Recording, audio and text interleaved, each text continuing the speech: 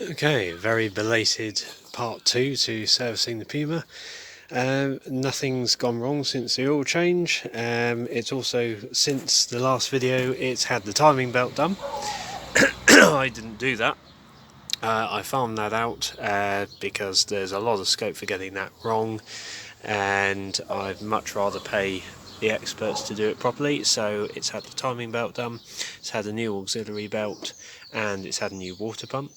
All that is working fine. Since I got it back though, I noticed it's a little bit hesitant around 2000 RPM, and to be honest, the ignition components are looking a little bit sad. So this is the original coil and leads. As far as I know, they are actually the original ones that came with the car.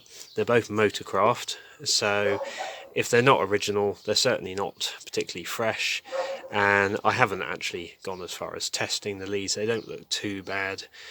They're not heavily corroded inside, but they're not perfect, and for what it costs, I decided to go ahead and get some new ones.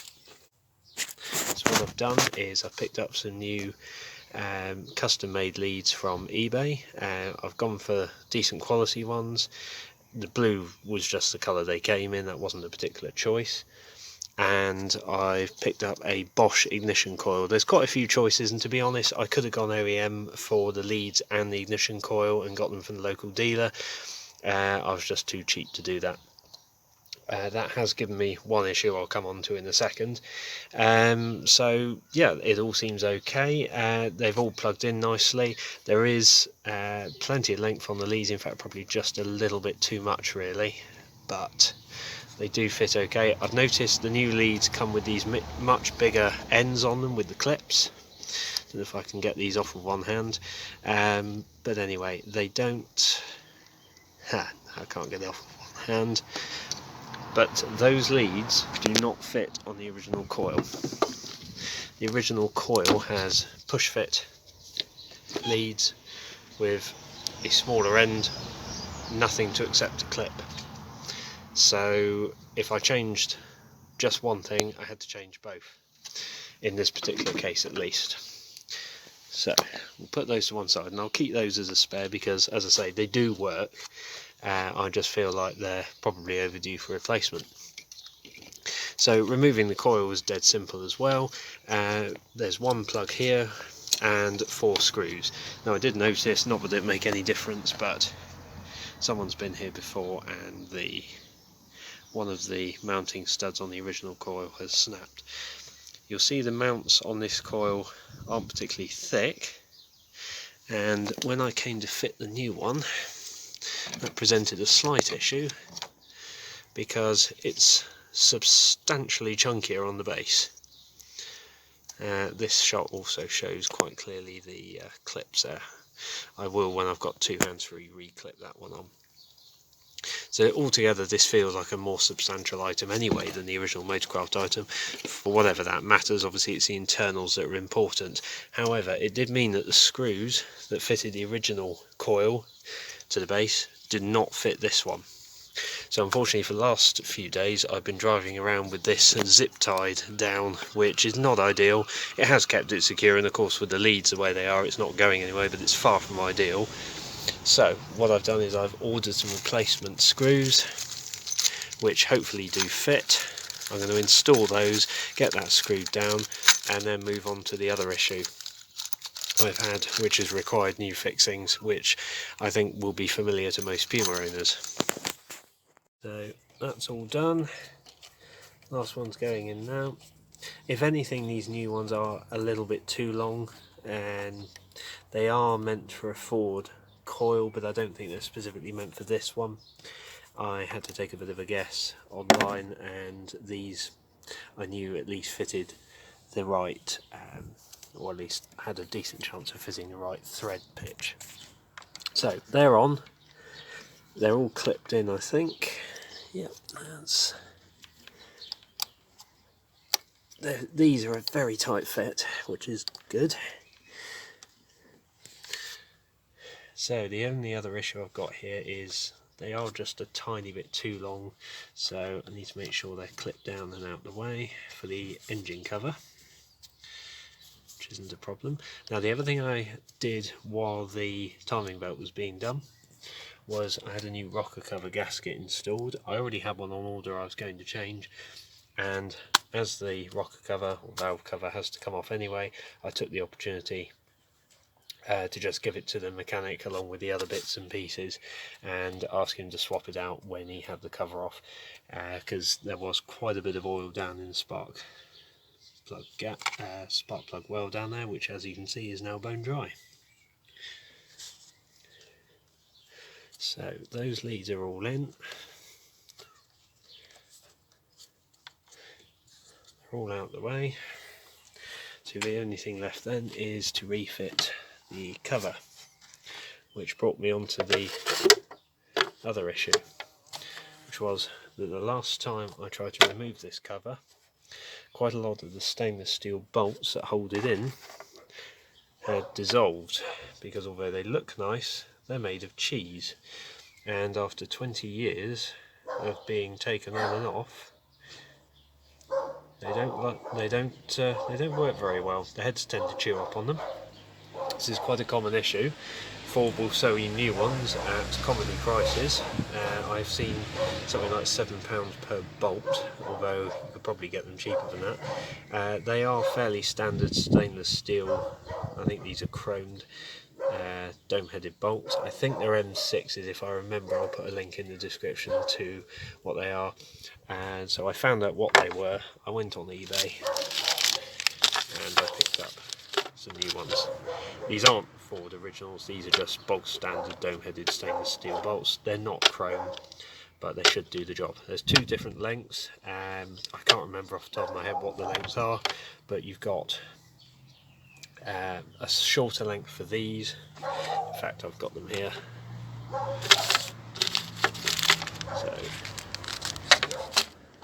So you've got a shorter length, which is that one, for all these, and then at the front you've got these, which take a slightly longer bolt, which are these. So I found on one of the Puma forums, some of them mentioned what the lengths were. I got bolts that matched that as best I could, so hopefully these will last a bit longer. Some of these were so chewed up that I actually had to use an easy out. I had to drill the head of the bolt and then use an easy out to actually remove the bolt, and I think a couple of them were actually missing altogether from previous owner probably having the same issue and not refitting them. So we'll refit that, we'll plug the coil back in, which is now securely fitted to the car, and we'll be ready to go. Okay, that's the last one going in. So these have worked out really well actually. They are exactly the right sizes. They've got nice hex head tops to them. They look the part. The only thing I've had to do, they also look the part. The only thing I've had to do is I've had to supplement them with washers. The original bolts have, if I put one there as a comparison, have much bigger heads on them. I couldn't replicate that online, so what I've done instead is I've had a look around in my stash of bits and pieces, found a load of washers, and I've used those because the plastic cover has metal collars inside the holes like this, and what tends to happen over time is they pop out and get lost, and there's nothing for these smaller headed bolts to bite into, or to press against rather. These washers aren't ideal. They're what I had available. You can see some of them are slightly off centre. The hole is slightly too big for the bolt. Ideally I would get exactly this diameter of washer, but with the smaller hole so that they centre correctly. But you know, they look presentable enough. They do the job. More importantly, now I can actually remove this cover when I need to. These holes are slightly smaller and didn't seem to need washers, but I'll add them in the future if I need them. Remember, these are the longer ones, and because they came in a pack, I have a few spare. So if I end up losing any, or I need a spare for any reason, I've got some. But they seem reasonable quality. I mean, they're off eBay, they weren't very expensive, so the quality may not be amazing, but they're certainly better than the chewed up 20-year-old originals, and these are the better ones. And to be honest, there's hardly any definition left on that. I'm not even entirely sure whether it's a hex or a star anymore, to be honest. They're so worn. Both will fit of a certain size. So the ignition core is bolted down and plugged in, engine cover screwed back on. Not that that's particularly essential. Obviously you could run forever without it, it's just there to make it look pretty. We'll pop the cap back on, and of course we'll spin it round until it's facing the right way. The oil's still topped up. I haven't had to do anything with it, and I've been putting quite a few miles on this car. I'm doing about 120, 150 miles a week at the moment, and it's been running really well. This has definitely helped. The new coil, the new leads, and the new plugs that I put in when I serviced it, which I did go for original Ford ones with the spark plugs, although NGK ones will work as well. All that combined means it's been running really nicely. There was a tiny hesitation still noticeable at some points, so if I put screwdrivers on the ground, what I did was, in here is the mass airflow sensor, and in here is the throttle body. So all I did was I unscrewed this hose from both ends just by undoing these Jubilee clips. It just pulls off, and I sprayed quite a lot of brake cleaner into the mass airflow sensor. So there's a tube in here with a very small delicate air meter in it. Don't go poking and prodding at it. All I did was spray into it with brake cleaner, and to be honest, if you want easier access, you can either unscrew it or you can just undo this air filter cover and spray in this way. And then down here all I did was again got some cloth and some brake cleaner and basically cleaned out the throttle body as best I could. Again, you could remove it from the car and go much further with it, but that seemed to solve pretty much 100% of the issues. It was a little grumpy on first startup because these items have been removed and I've been spraying brake cleaner everywhere more than likely and disturbed a load of dirt, but after a couple of minutes of running it was happy, and now it's never run so well. I've got no further issues mechanically with this car at all. So that pretty much finishes off the mechanical work on this car. There's really nothing left I want to do to it now, and I'm not really intending to change any of the other fluids. The brake fluid is clean, the coolant is clear, and some of that got changed when the water pump was done anyway. The power steering fluid's not immaculate, but it's still got a reasonable colour to it. There's no particular urgency to change that. I may do it as and when I next service it, but for now it's absolutely fine. So that really leaves us with any other issues to sort, which really I can only think of two. One of which is I've had a couple of times now people tell me that when I'm driving along my reverse lights are on. You'll have to excuse the state of the boot. This is apparently the gearbox switch, reversing light switch is most likely at fault there. I haven't been able to find that yet. I haven't really had the time to mess around with it, and it's somewhere on top of the gearbox. I believe I'll have to go rooting around for it. It's probably down there somewhere, and I'll probably change that to fix that issue. Temporarily for now, what I've done, as you'll see, is I've gone in here on both sides of the car and I've unplugged the reversing lights. It's not ideal, but it gets me out of the woods for now, because it's far better to not have them at all than it is to have them on all the time when you're driving. I drive in the dark quite a lot because I work shifts, so I really don't want them stuck on, dazzling and confusing people. So still got to sort that. And the other issue, which is a bit of a bigger one and is an exceedingly common Puma issue, is the rust. When I was washing the car the other day, I decided to bite the bullet and pull off all the flaking filler that was skimmed over this arch. And actually what was revealed wasn't too bad. I didn't think there'd be any metal left behind here at all. And it's really not quite as bad as I thought. It's had some repairs before, which probably accounts for why there's filler here, but it's been plastered on far too thick. Rust has got in behind it and made it lift and peel. So as it was, the filler was lifting and creating sharp edges which probably wouldn't have passed an MOT.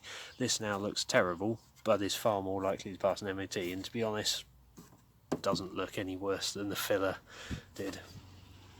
You'll see I've painted rust converter over it. I've painted it with Vactan just for now, just so it's not bare rusty metal.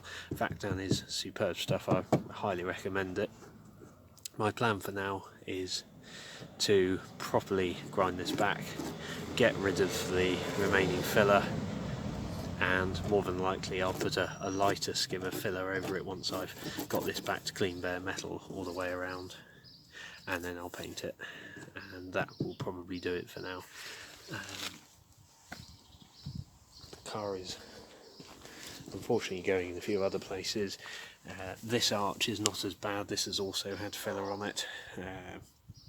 It's not lifting, it's actually not too bad at all, but there is quite clearly filler on top of the paint, and there's quite a lot of dirt up there as well, which I thought I'd got rid of, but obviously not.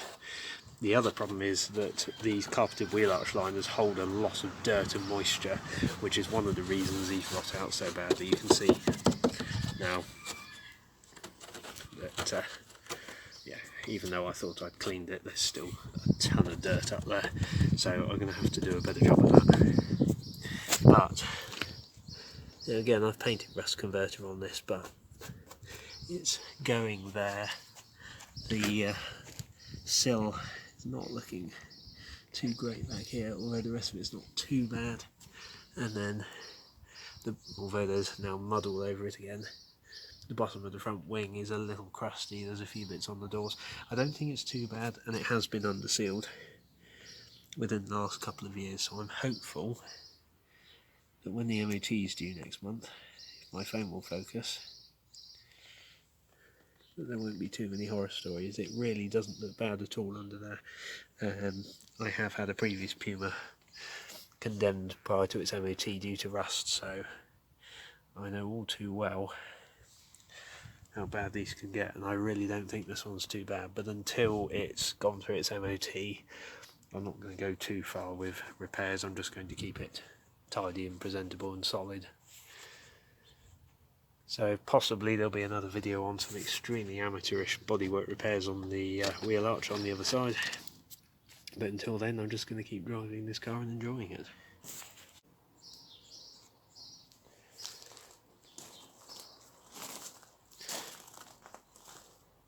So there probably will come a day when the rust does get to this car. It's obviously 20 odd years old now. They're still not worth a great deal, and I'm not going to be throwing a huge amount of money at it. But until that day comes, I'm going to try and keep on top of the day-to-day jobs, try and keep it presentable and tidy, and enjoy every minute of it.